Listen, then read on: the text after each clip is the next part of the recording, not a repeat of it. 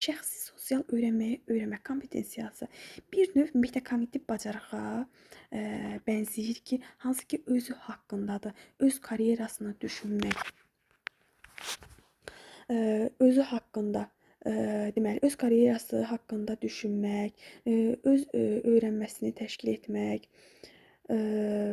öz işini planlaşdırmaq, özü üçün səmərəli strategiya müəyyənləşdirmək, bunlar hamısı yəni özü haqqında, gələcəyi ilə bağlı planlar qurmaq, daha sonra stressə dözümlü olmaq, hansı ki biz psixoloji, emosional durumunu sağlam saxlamaq, ki biz yəni özümüzü düşünməliyik, sağlamlığımızı düşünməliyik, olmayan bir şey.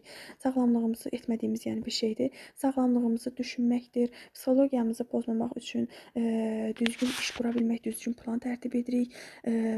Öz fiziki, psixoloji, emosional durumumuzu sağlam saxlamaqdır. Daha sonra gələcəyimizlə bağlı planlar qurmaqdır. Vaxtı, informasiyanı səmərəli bölməkdir.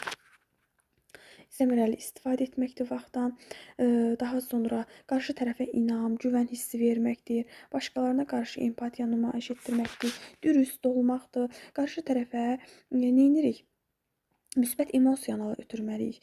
Bu öz şəxsi sosial öyrənmə kompetensiyasıdır. Necə? Baxın, şəxsi yəni özdür.